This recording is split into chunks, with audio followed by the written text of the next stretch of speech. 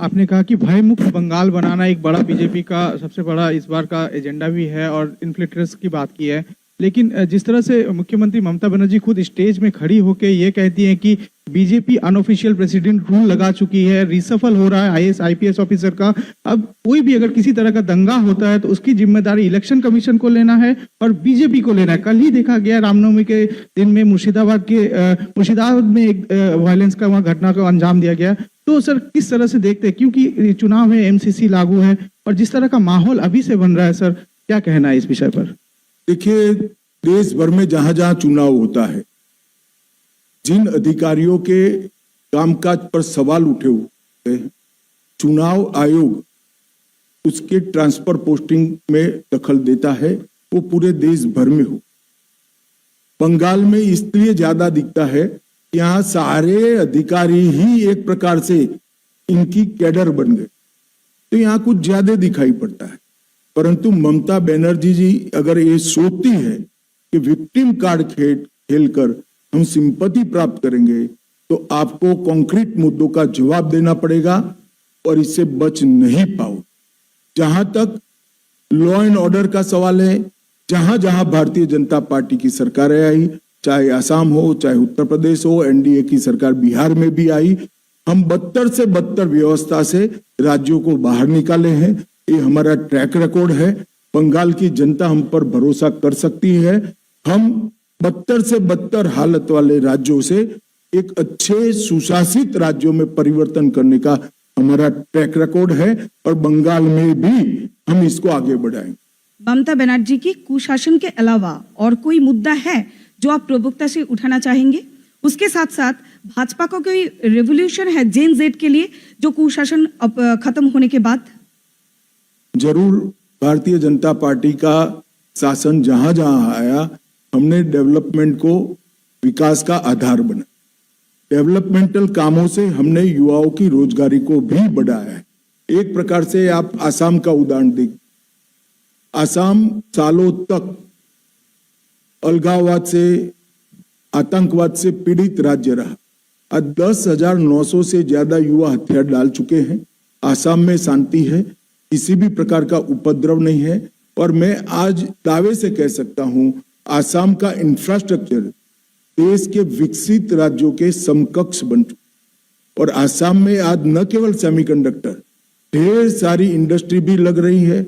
आसाम आरोग्य के क्षेत्र में एक हब बन चुका है और ये सारा डेवलपमेंटल काम भारतीय जनता पार्टी की सरकार से आने के बाद हुआ है।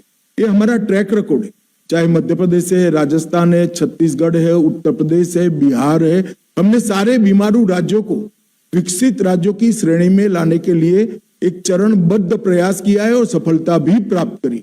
मुझे पूरा भरोसा है कि कुशासन से बदहाल ये पश्चिम बंगाल को भी हम कुछ ही साल में देश के विकसित राज्यों की श्रेणी में रखेंगे।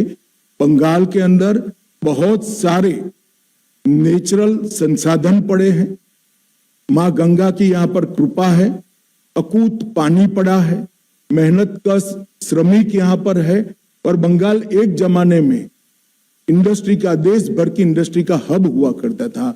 ये सारी चीजें कम्युनिस्ट और टीएमसी की अव्यवस्था वाले शासनों से, कुशासन से समाप्त हुई है। जैसे ही एक अच्छी सरकार आएगी, बंगाल अपनी पुरानी गौरवमयी जगह जो देश के अंदर बंगाल को हासिल थी, उसको फिर से प्राप्त कर ले। एबीपी आनंद, शिवाशीष मौलिक।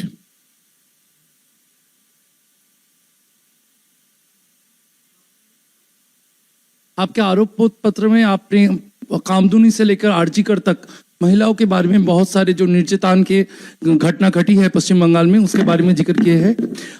अगर भाजपा का सरकार आए तो इन मुद्दों में क्या एक्शन प्लान होगा, इसके बारे में आपका प्लानिंग क्या है? देखिए, 15 साल में जितने भी महिलाओं पर अत्याचार के प्रमुख केस है, पाताल से भी इनके आरोपियों को ढूंढकर जेल की सलाखों के पीछे पहुंचाया जाए। पूरे शासन को अपराध कौन करता है इसका महत्व नहीं रहेगा। कोई भी व्यक्ति महिलाओं के खिलाफ अपराध करेगा, उसको धर भी लिया जाएगा और दंडित भी किया जाएगा। और जहां जहां हमारी सरकारें आई है हमने कर कर दिखाया। हमारा ट्रैक रिकॉर्ड है महिला सुरक्षा के लिए। भारतीय जनता पार्टी और एनडीए की सरकारें हमेशा संवेदनशील रही है। मैं बंगाल की माताओं बहनों को भी भरोसा देना चाहता हूं कि महिलाओं के लिए यहाँ सुरक्षित वातावरण की रचना करने की जिम्मेदारी भारतीय जनता पार्टी की आने वाली सरकार की है। और विशेषकर कामकाजी महिलाओं के लिए पूरी स्वतंत्रता रहे, पूरी सुरक्षा रहे, मुखर कर वो अपनी बात कह सके, अन्याय को मुखर कर वो उठा सके, इस प्रकार की वातावरण का निर्मित करने की जिम्मेदारी भारतीय जनता पार्टी की बनने वाली सरकार की। एनडीटीवी मुनुग्गा।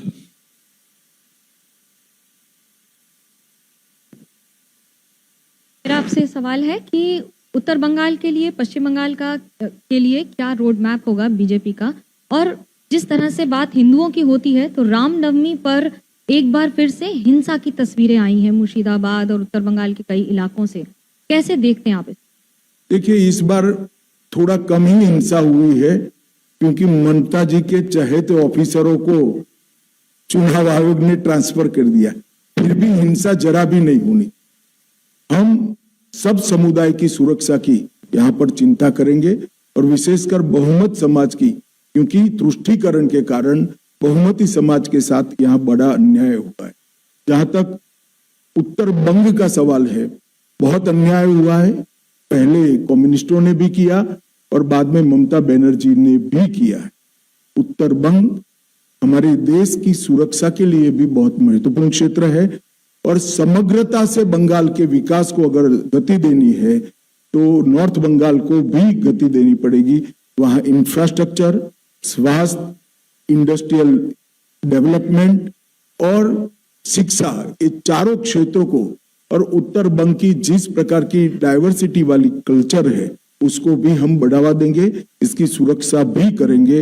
हमारे घोषणा पत्र में उत्तर बंग के लिए एक प्रकार से हम विशेष चैप्टर भी लेकर आने वाले। G24 मौमिता चक्रवर्ती। सर, बंगाल में अभी माइग्रेंट लेबर का बहुत ज़्यादा प्रॉब्लम है क्योंकि यहाँ पे नौकरी नहीं है। 5,000 या फिर 8,000 में नौकरी मिल जाए वो भी बहुत बड़ी बात है। तो do you have any specific plan for youth generation? देखिए, इसका समस्या का समाधान एक ही है, यहाँ पर इंडस्ट्रियल डेवलपमेंट को गति देना। यहाँ से कट मनी के कारण, सिंडिकेट के कारण और भ्रष्टाचार के कारण पूरी इंडस्ट्री देश भर में चली गई। आजादी के वक्त बंगाल एक प्रकार से भारत के प्रमुख औद्योगिक राज्यों में से एक माना जाता और कोई जवाब ही नहीं दे रहा है ऐसा क्यों हुआ। अगर यहां पर इंडस्ट्री आती है तो युवाओं के रोजगार की गारंटी अपने आप बढ़ जाती है। हम सबसे पहले इसको प्राथमिकता देंगे। और जो आप बता रही है बहुत कम मुआवजे में रोजगार कर रहे हैं, मतलब उनकी तनख्वाह बहुत कम है, इसका मेन कारण घुसपैठिया है। घुसपैठिया जो घुस रहा है हमारे युवाओं के अधिकारों का, रोजगारी का भी और रोजगारी के मुआवजे मतलब उनकी तनख्वाह का भी बहुत बड़ा खेल बिगाड़ अगर कोई रहा है तो घुसपैठिया बिगाड़। एक बार सरहदें सील हो जाएगी, बंगाल के अंदर बहुत सारा परिवर्तन। दूरदर्शन प्रसेनजीत बख्शी। हाँ,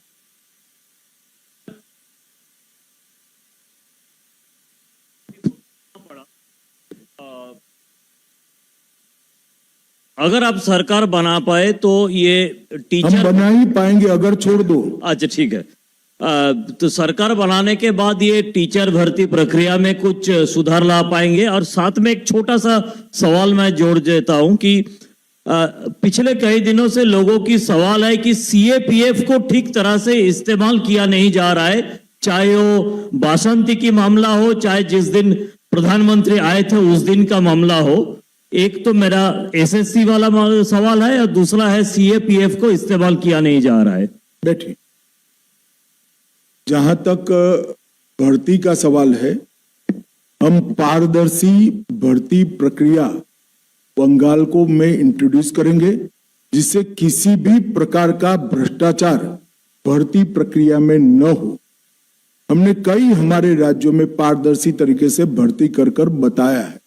आसाम में हमने वादा किया था 1 लाख सरकारी नौकरियों का, हम 1.5 लाख आसाम के युवाओं को एक भी भ्रष्टाचार के आरोप के बगैर नौकरी देने का काम समाप्त कर।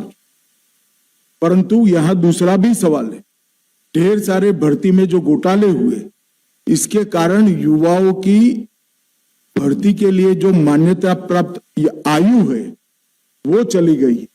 मैं पहले भी कह रहा हूं कि इसमें 5 साल का रिलैक्सेशन देकर एसएससी घोटाले में जिन युवाओं के मौके छूट गए हैं उनको हम मौके भी देंगे और पारदर्शी तरीके से भर्ती भी करेंगे।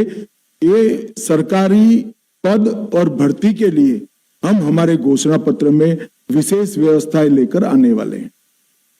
आज तक अनुपम मिश्र। नमस्कार, मेरा सवाल है, इधर हूं मैं। मेरा सवाल है कि आप जैसे वादा कर रहे हैं 45 दिन में जमीन वापस और 45 दिन में जो 7th पे कमीशन है उसको लागू करेंगे, तो क्या जैसा कि आरोप लगाया जा रहा है आरोप पत्र में कि बंगाल बहुत नीचे चला गया है, तो कितने दिनों में, दिन, तारीख या साल आप कुछ बता पाएंगे कि इतने दिनों में बंगाल को इतने नंबर पर, 1 या 2 या 3 नंबर पर पहुंचा पाएंगे? और दूसरा, अभिषेक बनर्जी ने भी थोड़ी देर पहले ट्वीट किया है कि डीजीपी CACS को हटा देने के वजह से ही ये जो 1-2 दिनों में घटनाएं हुई हैं हिंसा की, वो हो रही हैं। मुझे एक बात का जवाब दीजिए आप, 2021 में चुनाव के बाद जो हुआ, पंचायत चुनाव के बाद किसका डीजीपी था?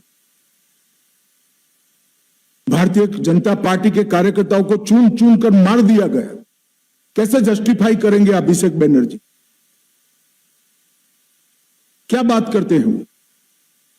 सबसे कम हमले अगर रामनवमी पर हुए हैं तो इस बार हुए, और उसका कारण है कि चुनाव आयोग ने न्यूट्रल टाइप के अधिकारी रखे। उकसाने के 50 प्रयास के बावजूद सबसे कम हमले हो। क्या झांसा देते हो? जवाब है आपके पास? 25,000 लोग झारखंड में शरण लिए थे आपके भय के कारण, आतंक के कारण।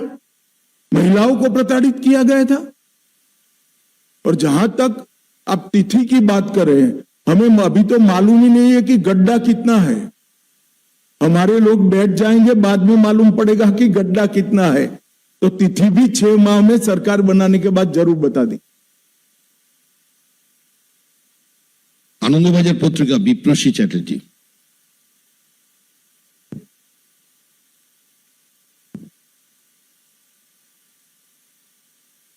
Honorable Home Minister Sir, I want to ask you a question regarding the migrant laborers who speaks in Bengali have been beaten in various states. As a Home Minister, what is your thought about that matter? देखिए, ममता जी बड़ी कुशलता पूर्वक Bengali speaking और बांग्लादेशी दोनों के बीच में भेद को समाप्त कर रही। बांग्लादेश से घुसपैठ करने वाले लोग भी बंगाली बोलते हैं। मैं बंगाल की जनता को बताना चाहता हूं, कोई भी बंगाल के मूल निवासी को कोई तकलीफ नहीं पड़नी है, किसी को चिंता करने की जरूरत नहीं है। मगर इसका मतलब ये नहीं है कि बांग्लादेशी घुसपैठियों को यहां पनाहगाह बनाया जाएगा। हमारा दृढ़ संकल्प है कि घुसपैठियों को चुन चुन कर निकाल दिया। और ममता बनर्जी जी को मैं कहना चाहता हूं कि आपकी ये ट्रिक्स को बंगाल की जनता बहुत अच्छे तरीके से समझ रही है। कृपया कुछ नई ट्रिक लेकर आए तो शायद इल्यूजन खड़ा होगा। ये पुराने तौर तरीके से बंगाल की जनता अब झांसे में नहीं आने वाली। राष्ट्रपति को आके कहना पड़ा था कि ममता जी मुझसे क्यों नाराज है और मेरे साथ ऐसा क्यों व्यवहार किया। तो जो जिस तरह का व्यवहार यहाँ पे जनजाति समाज के साथ किया जाता है उस पर आपका क्या कहना है, और आगे इनके लिए बीजेपी का क्या प्लान है? जो बंगाल एक जमाने में सौजन्यता के कल्चर के लिए पूरे देश और दुनिया में वाहवाही बंगाल को मिलती, वही बंगाल आज संवैधानिक पदों पर बैठे हुए व्यक्ति, चाहे राष्ट्रपति जी हो, महिला राष्ट्रपति हो, ट्राइबल राष्ट्रपति हो, इनका इंसल्ट कर रहा है। चाहे प्रधानमंत्री जी बंगाल की खबर पूछने के लिए आए हैं, खुद मतलब नेचुरल आपत्ति के बाद तो वहां पर अफसर न भेजकर प्रधानमंत्री जी का इंसल्ट करना, प्रधानमंत्री जी के कार्यक्रम के थोड़े दूर मुख्यमंत्री धरने पर बैठ जाना, मेरी तो समझ में नहीं आता कि क्या हो गया है। और बंगाल की जनता को देखना चाहिए, हमारा बंगाल एक प्रकार से सौजन्यता के संस्कार के लिए पूरे विश्व भर में प्रसिद्ध था। यहां दुनिया के हर लोगों को, हर मत को, हर विचार को प्राधान्य दिया जाता था, आवभगत होती थी। इतनी असहिष्णुता कहां से आ गई? क्या ललक है आपको? और ये बात बंगाल की जनता भी टीएमसी से पूछना चाहती है कि किस प्रकार से आप देश के राष्ट्रपति जी का अपमान कर सकते हैं, विशेषकर वो जब ट्राइबल समाज से हैं, महिला राष्ट्रपति हैं। किस प्रकार से देश के प्रधानमंत्री का अपमान कर सकते? पर ये बंगाल का कल्चर तो कम से कम नहीं था, ये टीएमसी का कल्चर हो गया। पूछ लो तुम अंतिम। हाँ, एक मिनट, सब एक साथ तो नहीं पूछ पाएंगे, बैठ जाइए। रवि, सर मेरा सवाल यह है, पश्चिम बंगाल में क्योंकि आप लोग कह रहे हैं कि घुसपैठिया है, फिर एसआईआर की प्रोसेस किया जा रहा है उन लोगों के लिए जो कि यहाँ के वोटर नहीं है उनको हटाया जाए, तो पॉलिटिकली एसआईआर के बाद पश्चिम बंगाल में बीजेपी को कितना फायदा होगा सत्ता में आने के लिए? देखिए, एक बात पहले समझ लीजिए, एसआईआर के खिलाफ ममता जी एक काल्पनिक हवा खड़ा कर रही है। देश भर के अब तक लगभग 14 राज्यों में एसआईआर हो चुका है, कहीं पर कोर्ट केस नहीं हुए, कहीं पर जुडिशियल अफसर नहीं बिठाने पड़े हैं। इसी चुनाव में केरल और तमिलनाडु भी चुनाव में है, वहां डीएमके की सरकार है, वहां कम्युनिस्टों की सरकार है। एसआईआर हो चुका, मतदाता सूची प्रसिद्ध हो चुकी है, कोई गड़बड़ नहीं हुई है। एसआईआर को सहयोग न देना इसका एकमात्र कारण है कि ममता दीदी घुसपैठियों को बचाना चाहती है और घुसपैठियों के वोट से फिर से चुनकर आना चाहती है और अगले 5 साल और घुसपैठ कराना चाहती। मगर ममता दीदी, आपका स्वप्न कभी पूरा नहीं होने वाला है। एसआईआर भी हुआ है और बंगाल की जनता भी इस बार दृढ़ निश्चय लेकर बैठी है कि घुसपैठ को हम सहन नहीं करेंगे। अच्छी कानून और व्यवस्था के लिए वोटिंग करेंगे, विकास के लिए वोटिंग करेंगे, मोदी जी के लिए वोटिंग करेंगे और भारतीय जनता पार्टी की सरकार बनाएंगे।